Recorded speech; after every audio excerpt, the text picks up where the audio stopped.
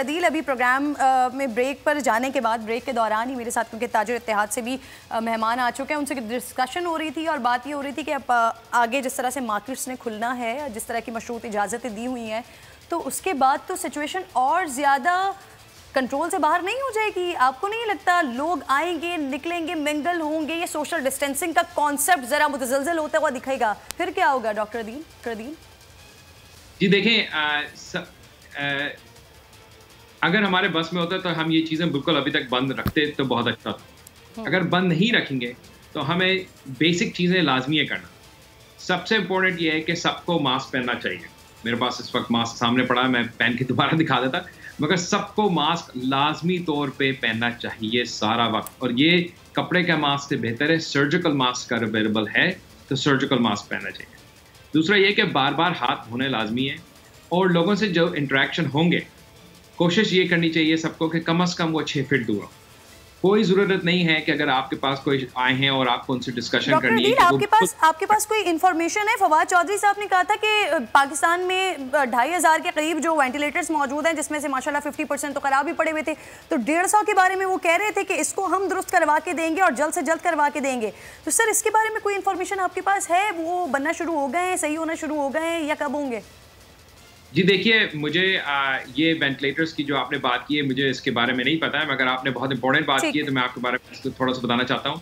देखिए, वेंटिलेटर को चलाना इसके लिए काफ़ी एक्सपर्टीज की ज़रूरत होती है और हमारे पास पाकिस्तान में एकदम से अगर हम नए वेंटिलेटर लेकर आते हैं तो उनको चलाने वालों के लिए बहुत इंपॉर्टेंट है कि बहुत एक्सपर्टीज हो।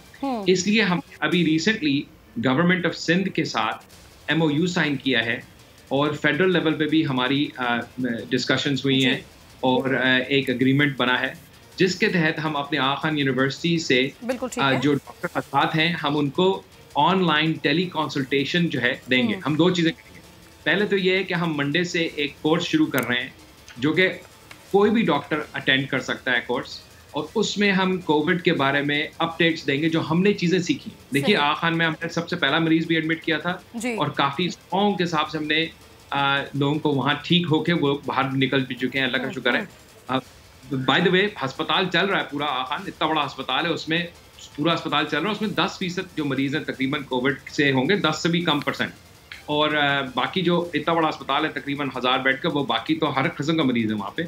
और जो कोविड के मरीज़ हैं उसको हमने एक खास जगह में रखा हुआ है और वो वहाँ से जो स्टाफ उस जगह काम करता है वो और कहीं नहीं काम करता। तो इसलिए ये हमने कोशिश की और बाकी सब अस्पतालों ने ये किया हुआ है ताकि वो कोविड के मरीज से मिंगल ना हो आपस में।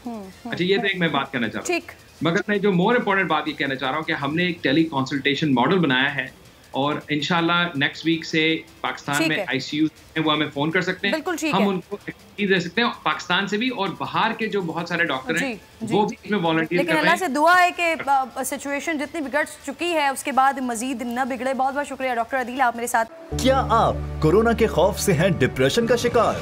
अब ना हो परेशान, बोल ला रहा है महफूज पाकिस्तान के तहत डॉक्टर ऑनलाइन। माहिरीन सेहत से पूछें कोरोना से मुताल्लिक अपने सवालात। राब्ते के लिए फोन उठाएं और डायल करें 021 350 91425, 021 3509 1433। लाइव कॉल्स दोपहर 2 से 3 और शाम 5 से 6 के दरमियान। आप अपने सवालात व्हाट्सएप पर भी भेज सकते हैं 0337 0310 377। जवाबात स्क्रीन पर दिए गए औकात मुकर्ररा में नशर किए जाएंगे। सुबह 10 बजे, सुबह 11 बजे, शाम 7 बजे, रात 8 बजे, रात 10 बजे और रात 11 बजे। तो जुड़े रहिए बोल के साथ, क्योंकि बोल का पैगाम महफूज पाकिस्तान करेंगे। आप दोनों का बहुत शुक्रिया।